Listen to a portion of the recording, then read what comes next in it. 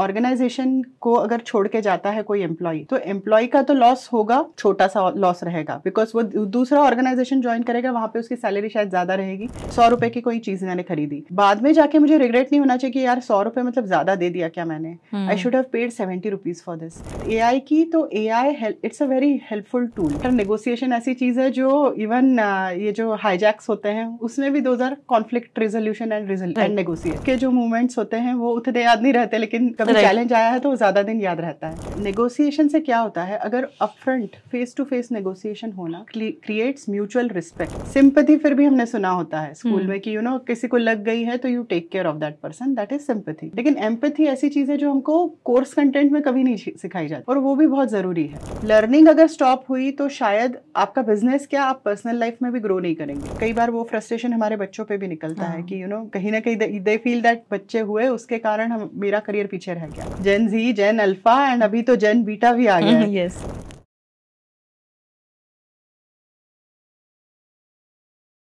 MLA talk show में आपका दिल से स्वागत है। आज का एपिसोड बहुत ही खास है क्योंकि हमने लास्ट एपिसोड में उनके साथ पॉश के बारे में जानकारी ली थी।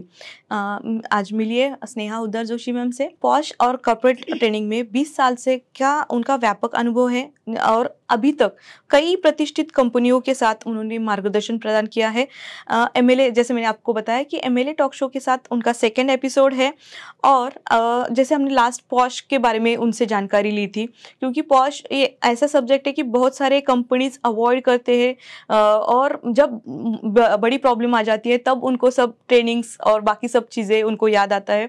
तो ये जो भी प्रॉब्लम्स आती है कंपनी में वर्क कल्चर में काम करते वक्त, तो वो हमारे अधिकार में, मतलब जो फीमेल्स होते हैं, जो मेल्स होते हैं, उनके लिए क्या क्या अधिकार में आते हैं, इसके बारे में हमने जानकारी ली थी। मैम फिर से स्वागत है आपका। तो मैम पॉडकास्ट हमने लिया पॉश के बारे में, लेकिन अभी मेरे दिल में और भी उसके बारे में क्वेश्चन है, तो एक क्वेश्चन हम पॉश के रिलेटेड ही लेंगे। डेफिनेटली। यस। अगर कोई महिला अपने सीनियर के अगेंस्ट कंप्लेंट फाइल कर सकती है क्या, और भविष्य में ऑफिस में उसको डिफिकल्ट कुछ कमेंट्स या किसी प्रकार का अनुचित कार्रवाई से कैसे बच सकती है? राइट, सो एक्चुअली इसको कहा जाता है विक्टिमाइजेशन। और विक्टिमाइजेशन ना हो, ये सबसे फर्स्ट रिस्पॉन्सिबिलिटी होती है HR की, एंड ऑल्सो जो लाइन मैनेजर्स या आपके रिपोर्टिंग मैनेजर्स जो हैं उनकी रिस्पॉन्सिबिलिटी होती है कि जिन the women who has come forward to file the complaint, उसके अगेंस्ट कोई भी एक्शन नहीं ली जाए।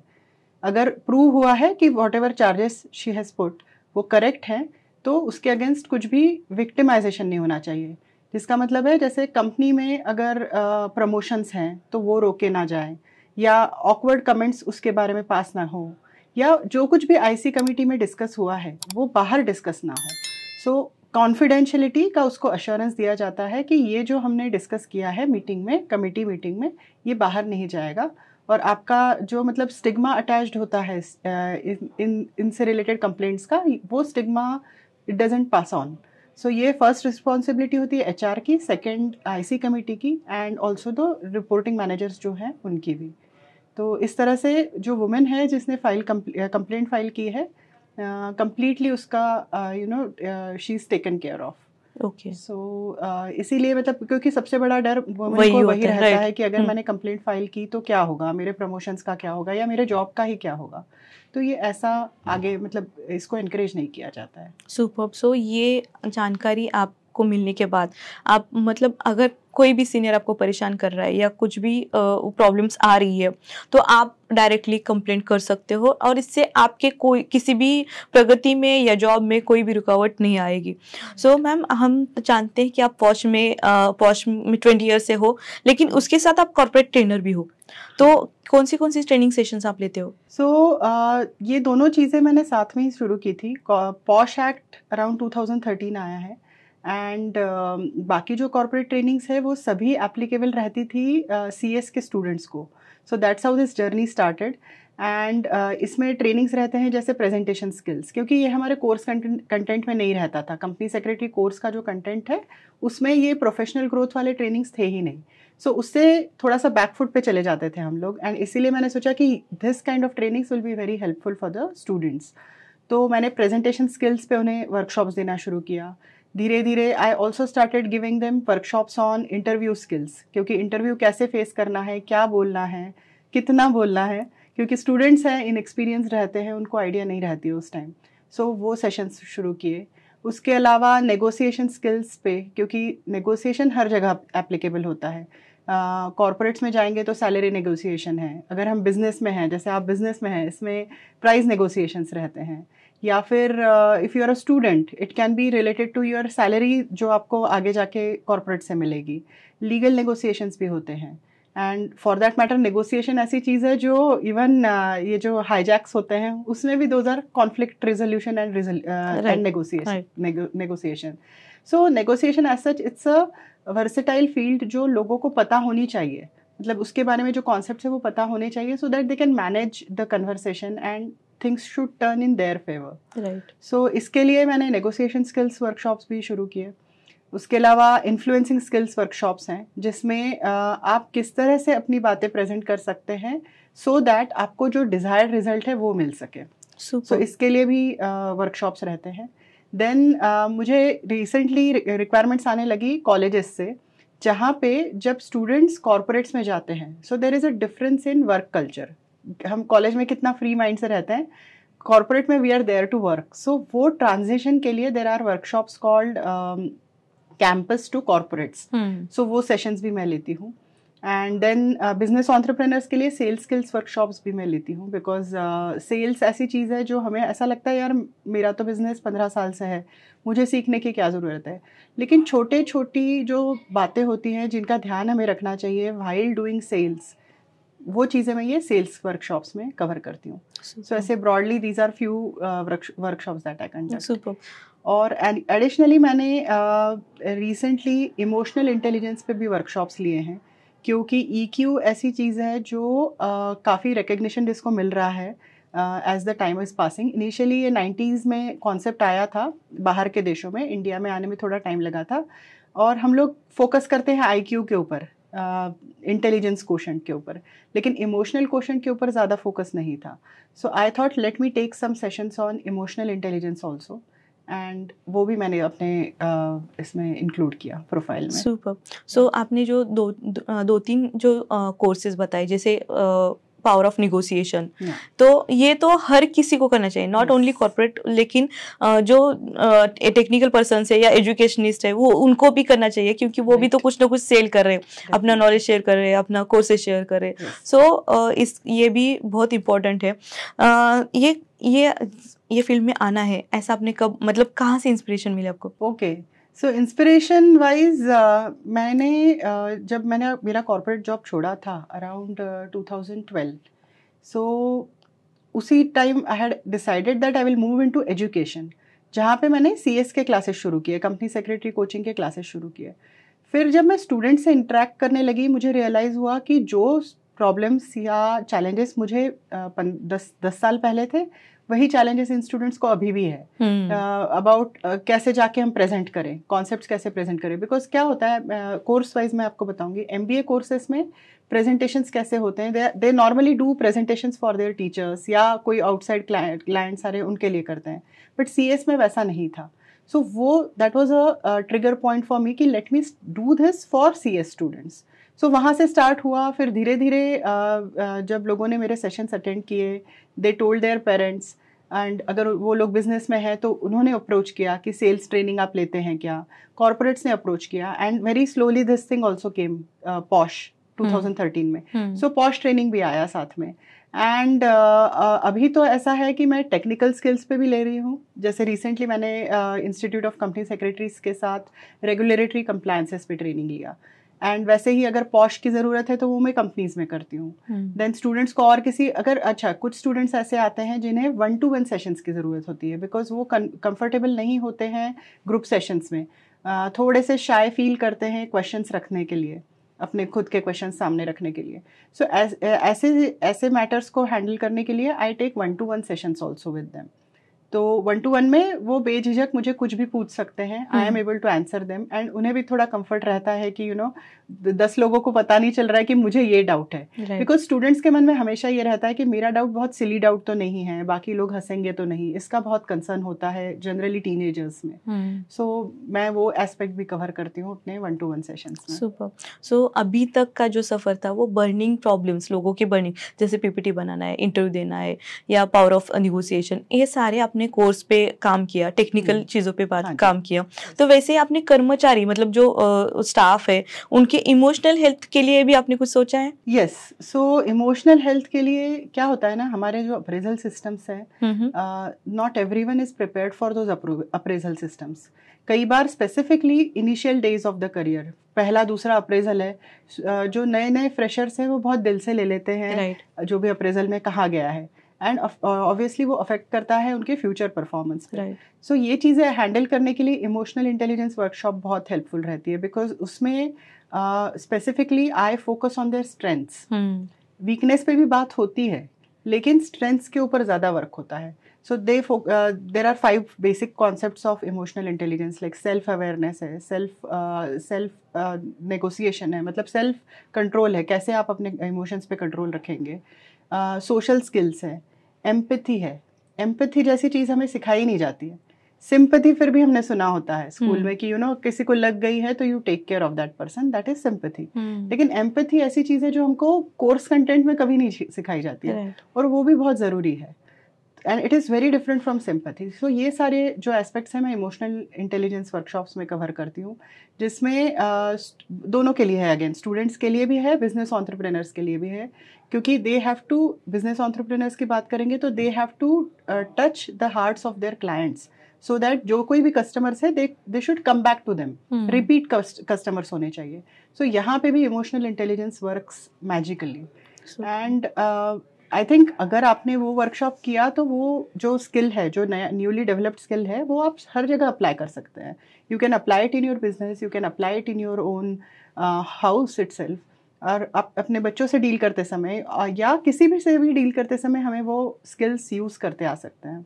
So that is very useful, and employees के लिए तो बहुत एप्लीकेबल है, बिकॉज सी ऑर्गेनाइजेशन को अगर छोड़ के जाता है कोई एम्प्लॉय, तो एम्प्लॉय का तो लॉस होगा, छोटा सा लॉस रहेगा, बिकॉज वो दूसरा ऑर्गेनाइजेशन ज्वाइन करेगा, वहाँ पे उसकी सैलरी शायद ज़्यादा रहेगी, he can cover up for it, लेकिन ऑर्गेनाइजेशन के लिए भी लॉस होता है, क्योंकि ऑर्गेनाइजेशन भी काफ़ी टाइम इन्वेस्ट करता है उस पर्सन में, एंड HR से आप पूछेंगे तो जनरली क्वेश्चन किया जाता है मैनेजर्स को कि क्यों ये छोड़ के गए हैं। सो इस हिसाब से अगर instead of training the new employees, अगर हम एग्जिस्टिंग एम्प्लॉयज़ का ओवरऑल उनका the way of thinking change कर पाए, या उन्हें जो स्किल्स उनके पास नहीं है उसके साथ इक्विप कर सके, तो एम्प्लॉय शायद छोड़ के ही नहीं जाएंगे। तो this will be very helpful for employees in corporates. Super super. So technical भी है, इमोशनल भी है। तो इस ट्रेनिंग के दौरान आपको कुछ मेमोरेबल किस्से होंगे, आई एम श्योर। सो एक आधा किस्सा हमारे साथ शेयर कीजिए। सो मेमोरेबल इसीलिए है क्योंकि देखिए, जहाँ चैलेंज आता है हमें हमेशा याद रहती है वो चीज़। शायद सुख के जो मोमेंट्स होते हैं वो उतने याद नहीं रहते, लेकिन कभी चैलेंज आया है तो ज़्यादा दिन याद रहता है। सो ये मेरे इनिशियल डेज ऑफ ट्रेनिंग की बात है, जब मुझे एक्चुअली तैयारी काफ़ी करनी पड़ती थी, क्योंकि अभी कैसे it is in my blood, मुझे कोई रात को भी उठा के पूछे तो मैं I can give them at least 2-3 point तो मैं उन्हें बता ही सकती हूँ। उस टाइम मुझे तैयारी करके फिर सेशंस के लिए जाना पड़ता था, और मेरी डिपेंडेंसी PPT के ऊपर बहुत रहती थी, which is somewhere it was a minus point. अभी वो कवर अप हो गया। तो क्या हुआ था उस time, there was no electricity for that 1-2 hours। No electricity मतलब no wifi, no PPT was not able to, they were not able to play the PPT। अच्छा, इलेक्ट्रिसिटी गई है तो ACs बंद हो जाते हैं, so people were also very uncomfortable. So हमने विंडोज़ खोली, तो सारा ही सिनेरियो उल्टा हो गया था। I was on the stage, PPT नहीं चल रहा है, लोग अनकंफर्टेबल हैं, और ऐसे इसमें मुझे वो ट्रेनिंग सेशन कंडक्ट करना था। So I did that purely based on my memory of the earlier trainings, और जो मेरा प्रायर प्रिपरेशन था उसके बेसिस पे मैंने वो पूरा सेशन किया था, and thankfully it was a success. लोगों ने भी कोऑपरेट किया बाद में, बिकॉज दे ऑल्सो अंडरस्टूड कि अच्छा मैम के पास PPT नहीं है, एंड उस टाइम मैं प्रिंट आउट्स भी नहीं लेके गई थी। अदरवाइज उससे भी पहले जो मैं ट्रेनिंग सेशन करती थी उसमें मैं प्रिंट आउट्स लेके जाती थी, but obviously generally looking from the printouts doesn't look good, so I try and not rote but at least get accustomed to the concept so much कि मुझे automatically वो बोलते आना चाहिए। तो वो एक बहुत इंटरेस्टिंग किस्सा हुआ था जहाँ पे अभी भी जो उस कॉर्पोरेट से रिलेटेड लोग हैं वो मुझे आज भी, ma'am everything was working fine right, so ऐसे क्वेश्चंस आज भी आते हैं उनसे। Super super. सो अभी एक टर्म आई है सेल्फ ट्रेनिंग वर्कशॉप्स, ये क्या है? Self training workshops, yes, sales training workshops, sorry, sales training, yes. So sales trainings are again specifically focused on sales. Now again ये purely business entrepreneurs के लिए है। so इसमें कई सारे concepts हैं जैसे sales funnel, so आप कैसे किसी कस्टमर को you try and speak to him initially, मतलब कोई भी पर्सन जब आपसे, जैसे if you are having an exhibition and client comes to you, so how do you plan to convince him to buy your product? So that's the way you create a sales funnel. So ये concept उसका काफी popular है। उसके अलावा there are lot of sales prospecting strategies, मतलब initially आप leads कैसे generate करेंगे, अगर लीड जनरेट हो गया है तो how will you connect with that lead so that वो lead becomes your customer in future. फिर उसके अलावा कस्टमर रिलेशनशिप मैनेजमेंट, सो अभी कोई पर्सन है मिस्टर XYZ है जो आपके कस्टमर्स बन गए हैं, तो आगे जाके आप उनसे कैसा रिलेशन रखेंगे सो that he remains your customer for your life, हमेशा रिपीट बिजनेस आपके पास ही आए वहां से। अगेन कंपटीशन, बिकॉज कंपटीशन ऐसी चीज है जो हर मार्केट में एग्जिस्ट करती है। आपके भी कॉम्पिटिटर्स हैं, मेरे भी कॉम्पिटिटर्स हैं, there are so many corporate trainers in the world. So how do you differentiate between yourself, your skills and them? So competition कैसे हैंडल करनी है, बिकॉज कंपटीशन नहीं रहेगी ऐसा तो सिनेरियो मुझे नहीं लगता ऐसा कभी भी आ पाएगा। So we have to learn how to handle competitors. So even those skills are covered under sales skills workshop. Okay. And इसका beauty इतना अच्छा था, the beauty of this workshop is मैंने कुछ business entrepreneurs के लिए conduct किया, they found it very useful and उन्होंने अपने जो बच्चे हैं जो थोड़े से grown up kids थे around 25 years of age who are into workforce, they made them attend those sessions so that ये छोटी छोटी चीज़ें अगर उन्हें पता रहे तो उन्हें ओवरऑल मार्केट हैंडल करने में आसानी हो। सो कई एस्पेक्ट से ये ट्रेनिंग वर्कशॉप्स कंडक्ट किए जाते हैं। सुपर। सो एक निगोशिएशन एक स्किल है, और आप हमने सुना अभी जो आपने बताया कि आप निगोशिएशन स्किल पे भी काम करते हो, तो निगोशिएट करना ये सही बात है या मतलब हमारा कुछ नुकसान हो जाता है उसमें? मेरे हिसाब से तो सही बात है। ओके। बिकॉज नेगोशिएशन से क्या होता है, अगर upfront face to face negotiation होना, it creates mutual respect if nothing else. मतलब ठीक है, price negotiation is a different strategy all together, लेकिन it creates mutual respect because हमने ओपनली उस बारे में बात की है। सो जो रिग्रेट्स हमारे पीछे रहते हैं कि अरे जैसे 100 रुपए की कोई चीज मैंने खरीदी, बाद में जाके मुझे रिग्रेट नहीं होना चाहिए कि यार 100 रुपए मतलब ज्यादा दे दिया क्या मैंने, I should have paid 70 rupees for this. And even the seller should not feel that अरे मैंने 100 में ही भेज दिया, दिस वाज तो 120 rupees, so I had a loss. तो उसको भी रिग्रेट नहीं होना चाहिए, क्योंकि ये रिग्रेट नहीं रहा तो it will create a long term relationship. So I believe अगर प्रॉपर फेयर नेगोशिएशन हो तो it will result in long term relationship with the clients. So I think negotiation is perfectly okay, and वो fair terms पे होना चाहिए, Frank and open conversation होना चाहिए, cost के बारे में बात करके होना चाहिए instead of hiding, you know कि मतलब कॉस्ट कितना था, वो ये फैक्टर हाइड करने से अच्छा है अपफ्रंट आप बताएं कि कॉस्ट इतना है and I am trying to charge you this because मैंने इसमें ये एफर्ट्स डाले हैं। तो this creates a very good rapport with the customer. So I think negotiation is perfectly alright. Super super. So आप एजुकेशन फील्ड में हो और अभी लोगों को क्विक मनी चाहिए, एजुकेशन नहीं लेना है, बहुत सारे मतलब not only for companies, entrepreneurs के लिए भी, क्योंकि मैं उनके साथ काम करती हूँ, तो वो अपना टाइम उस पर स्पेंड नहीं करना चाहते। उनको चाहिए कि मैंने आज बिजनेस स्टार्ट किया, कल से मुझे रिजल्ट आना स्टार्ट होना चाहिए। लेकिन आप हम जानते हैं कि कितना ट्रेनिंग्स और ये सब निगोशिएशन स्किल्स कितना इम्पोर्टेंट है। जब तक या हम उसमें सीखते नहीं तब तक हम कर नहीं सकते।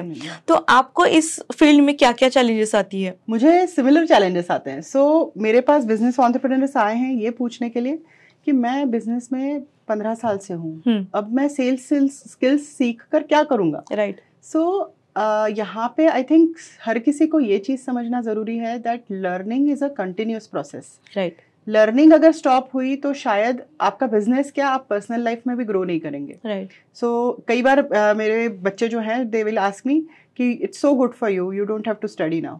सो मुझे उनको बोलना पड़ता है कि नहीं, मैंने अगर स्टडी करना बंद कर दिया तो मैं आपको क्या सिखाऊंगी। राइट। क्योंकि वो लोग तो और फास्ट पेस में दे आर लर्निंग थिंग्स। अभी तो और AI आ गया है साथ में, so it has made a drastic difference. Then coachings में, पॉश में तो मैंने पिछले सेशन में भी आपको बताया था कि कंपनीज को ऑब्वियसली उसके कॉस्ट लग जाती है, ट्रेनिंग की, IC कमेटी सेटअप करने की, उसके मेंबर्स की फीस देनी होती है। सो दे फील कि अरे ये क्यों एक्स्ट्रा कॉस्ट हम पे करें। लेकिन ऑब्वियसली अगर ऐसे कोई इंसिडेंसेस होते हैं तो फिर पेनल्टीज बहुत लग जाती है। तो वो भी एक क्वेश्चन काफ़ी कॉमनली आता है related to POSH. Sales skills का मैंने बताया। बाकी इंटरव्यू स्किल्स में भी कई बार स्टूडेंट्स बहुत ओवर कॉन्फिडेंट होते हैं कि अरे नहीं, I know how to handle interview. लेकिन अगर उनके साथ मॉक इंटरव्यूज भी लिए जाएं तो दे देमसेल्व्स रियलाइज कि ओ आई गूव्ड अप एट दिस प्लेस, अरे यहाँ पे मैं और अच्छा कर सकता था, या यहाँ मैं अपनी स्ट्रेंथ बताना भूल गया। सो ऐसे भी कई बार चैलेंजेस आते हैं जहाँ पे स्टूडेंट को मुझे बोलना पड़ता है okay let's take a mock interview, don't pay me anything for that, let's take a mock interview, और फिर आपको लगे तो we will go for this workshop. So ऐसा भी सिनेरियो होता है। मतलब it is more about mindset, जहाँ पे people have to be of growth mindset कि मुझे आगे और सीखना है, have to learn something and then grow. Right. तो वो एक चैलेंज बहुत बड़ा है। यस, लोग थोड़ा ओवर कॉन्फिडेंस में जाते हैं कि मुझे तो सब आता है और मैं हैंडल कर लूंगा। सो ऐसे होता है। सो आपके इन फ्यूचर्स क्या क्या प्लान है अभी? प्लान तो आगे जाके पॉश पे मुझे फोकस करना है, more from women safety, because women have to be safe in workforce. उन्हें चैलेंजेस नहीं आने चाहिए। वर्क चैलेंजेस हैं, पर्सनल चैलेंजेस हैं, उसके साथ इस तरह के चैलेंजेस आना it's not a good thing is what I believe as a lawyer also. So POSH is something which is my favorite area. Second will be corporate trainings students के लिए और business entrepreneurs के लिए, क्योंकि सीखने के लिए बहुत सारी चीज़ें हैं। और क्या होता है ना, हमारे busy life में बुक से पढ़कर सीखना हमेशा पॉसिबल नहीं होता है। अगर हम डिसाइड भी करें कि ठीक है हम दिन का 1 घंटा बुक पढ़ेंगे, लेकिन बुक पढ़कर वो चीज़ें अप्लाई करना थोड़ा सा डिफिकल्ट हो जाता है एज कम्पेयर टू इट अगर हमने उस चीज़ पे बात की है। सो इवन इफ सपोज जैसे इमोशनल इंटेलिजेंस, जो कॉन्सेप्ट्स हैं वो बहुत बेसिक हैं, हमें लगता है हमें पता है, लेकिन हम जब किसी और से वो डिस्कस करते हैं उसका इम्पैक्ट ज़्यादा अच्छा होता है। सो इसीलिए इन सारे वर्कशॉप्स पे भी मुझे फोकस करने का मन है आगे जाके। वाह। सो आज की यंग जनरेशन में कौन से स्किल पे ज़्यादा ध्यान देना चाहिए?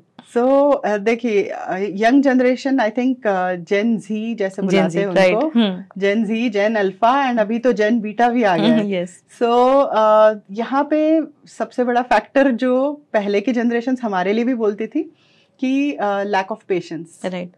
किसी भी चीज़ में, you are a student, you are a business entrepreneur, you are a worker, you are a employee, हर जगह पे पेशेंस की बहुत ज़्यादा ज़रूरत है। देन उसके अलावा there is a concept of experiential learning which is experience के बेसिस पे आप क्या सीखते हो। मतलब मैंने एक बुक पढ़ी जिसमें रेगुलेटर से, मतलब सेबी के साथ क्या कंप्लायंसेस करने हैं, वो मैंने कंप्लायंसेस पढ़ लिए, लर्न भी कर लिए, शायद एग्जाम में जाके अच्छे से एग्जाम दे दी, मुझे फुल मार्क्स भी मिल गए, लेकिन एग्जैक्टली वो कंप्लायंसेस कैसे करने हैं इज माई एक्सपीरियंस। और वो एक्सपीरियंस है जो पीछे रह जाता है। सो और स्पेसिफिकली आज की दुनिया में जब everything is on YouTube, everything is on social media, आप बनाना सकते हैं, कुछ भी बनाना सीख सकते हैं, कोई भी रेसिपी सीख सकते हैं, कोई भी ट्रेनिंग सीख सकते हैं, लेकिन एक्चुअल करने में और देखने में बहुत डिफरेंस होता है।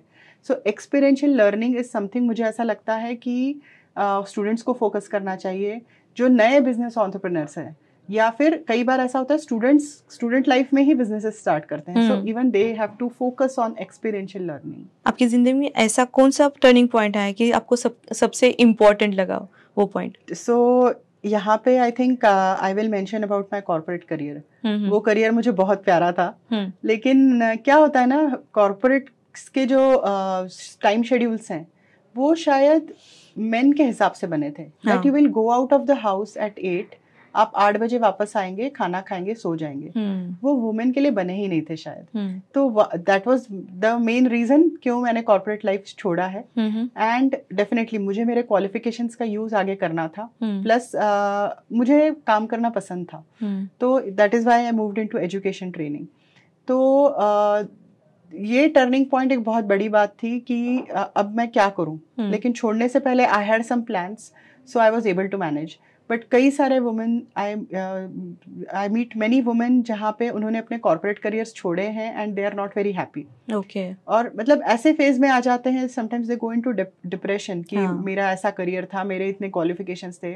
और कई बार वो फ्रस्ट्रेशन हमारे बच्चों पे भी निकलता है कि कहीं ना कहीं दे फील दैट बच्चे हुए उसके कारण मेरा करियर पीछे रह गया।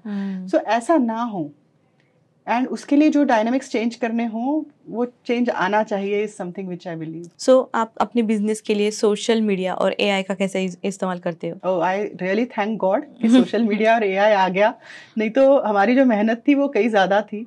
क्योंकि कई बार जैसे ब्लॉग पोस्ट बनानी है या फिर कोचिंग सेशंस की समरीज बनानी है, इन सब में मुझे एआई का बहुत हेल्प होता है। And I think I am omnipresent, I am there on Facebook. आपके साथ फेसबुक पे भी मैं और एक्टिव हो गई अभी। Then I am there on Instagram, on YouTube, LinkedIn. So हर जगह पे प्रेजेंस रखना, एक्टिव रहना, ये डेफिनेटली जरूरी है। बिकॉज यू नेवर नो आपको बिजनेस कहाँ से मिलने वाला है। It can B from any of the social media platforms कि आपके पास बिजनेस आ सकता है। एंड रही बात एआई की, तो AI it's a very helpful tool. There was a session I was required to conduct last month. बहुत शॉर्ट नोटिस पे उन्होंने मुझे बोला था कि आप कर पाएंगे क्या। सो टाइम अवेलेबिलिटी थी मेरे पास, लेकिन कंटेंट के ऊपर मैंने ज़्यादा कभी प्रिपरेशन किया नहीं था। मतलब आई न्यू दैट कंटेंट, लेकिन उसके ऊपर मैंने सेशन नहीं दिया था। सो इन 2 or 3 days time I prepared myself with help of AI to be presentable and to rock that presentation. तो ये सारी चीज़ें I think AI is magical, उसको सीखना चाहिए rather than getting scared of it कि अरे मेरा जॉब चला जाएगा, हो सकता है आगे जाके रोबोट्स ट्रेनिंग देंगे तो मैं इसमें एफर्ट्स ही क्यों डालूं। ऐसा सोचने से बेटर रहेगा हमारे लिए कि हम सोचें कि इस चीज़ का कैसे यूज़ करें, कैसे हम अच्छे प्रॉम्प्ट्स दें एआई के जो टूल्स हैं उसे, सो दैट हमको जो भी डिजायर्ड रिजल्ट है वो मिल सके इसमें से। सो 20 साल की जर्नी बहुत बड़ी जर्नी होती है और आई एम श्योर बहुत सारे एक्सपीरियंसेस आपने फेस किए होंगे, फीलिंग्स आई होंगी। सो आपने इस 20 ईयर्स में ऐसा कौन सा इंसिडेंस है जो आपको बहुत यादगार रहा? कई सारे ऐसे चीज़ें होती हैं during the training sessions and during coachings also, that you feel that आपने जो वैल्यू ऐड किया है उसका मतलब रिजल्ट मिल गया। सो ऐसा मेरा एक स्टूडेंट था जिसका multiple times he had failed in the company secretary exam. ये एग्ज़ाम काफ़ी टफ होता है and he was not able to clear it. So definitely वो उसके ओवरऑल बिहेवियर में भी नज़र आ रहा था, उसके he was frustrated, he was little depressed also कि क्यों नहीं हो रहा है। Because all through out he was a very good student, मतलब अच्छा खासा स्कॉलर था एंड ये एग्ज़ाम क्लियर नहीं हो रहा था। सो मैंने उसके कोचिंग्स के साथ साथ I tried and getting him involve into activities which will help him ensure get confidence कि वो जो प्रोविजंस पढ़ रहा है वो प्रोविजंस वो अप्लाई भी कर सके। उसके लिए मैंने मेरे जो फेलो कंपनी सेक्रेटरीज थे उनके पास उसे ट्रेनिंग के लिए भी भेजा। Along with the course for a few hours he was going for trainings. So जिससे जो कॉन्सेप्ट मैं पढ़ा रही हूँ इमीडिएटली वो अप्लाई कैसे करना है वो भी वो सीख रहा था। देन मुझे उसके इमोशनल इंटेलिजेंस पे भी काफ़ी वर्क करना पड़ा because he had lost confidence. तो पढ़ के भी जाता लेकिन उतने 3 घंटे में वो एग्ज़ाम में क्या कर रहा है वो बहुत ज़रूरी था कि how he is doing in the exams. So उसे अच्छा सोशली एक्सेप्टेबल प्रिंसिपल्स के हिसाब से he was not going out, avoid कर रहा था लोगों से बात करना। वहाँ पे भी मुझे उसे गाइड करना पड़ा कि नहीं, you can not do this, tomorrow you are going to be a company secretary, आप एक एडवाइज़र रहोगे, so you have to be available socially, ऐसा आप नहीं कर सकते हो। देन मैंने उसे जहाँ मतलब कॉन्सेप्ट्स की बात है इन डेप्थ जाके, इवन जो चीज़ें हमें CSET में एंट्रेंस एग्जाम में पढ़ाई जाती है वहाँ के भी कॉन्सेप्ट्स उसे क्लियर किए थे, so that he knows the concept in and out, A से लेके Z तक उसको सब कुछ पता होना चाहिए। सो इस तरह से समहाउ मैंने उसे ट्रेनिंग दिया। एग्ज़ाम से पहले भी बहुत सारे पेप टॉक की ज़रूरत पड़ी थी उसे। मतलब 1 या 2 घंटे तो हम लोग जनरली बात करते थे फ़ोन पे कि नहीं ऐसा नहीं होगा, ऐसा इसको ऐसा प्रेजेंट करो, इसको ऐसा लिखो, and that's how he appeared for the exam. अच्छा, एग्ज़ाम के बाद 2 महीने होते हैं। I told him don't waste this 2 months, आप इसमें और दूसरे प्रोफेशनल कोर्सेज करो, मेरे साथ करो या किसी और के साथ करो, लेकिन प्रोफेशनल कोर्सेज करो सो दैट आपका ये टाइम वेस्ट ना हो। फिर धीरे धीरे ऐसे ही करते हुए 25 फरवरी आ गया, जिस दिन हमारी रिजल्ट होता है, and he message me saying cleared. So that was one memorable student, and आज he is a successful company secretary. So देख के बहुत अच्छा लगता है. सुपर. स्नेहा जी, आज आप यहाँ पर आई है और बहुत सारे इंसाइट दिए हैं हमें. So thank you so much, और इन फ्यूचर के लिए आपको बहुत सारी शुभेच्छा. Thank you so much. Thank you. Thank you.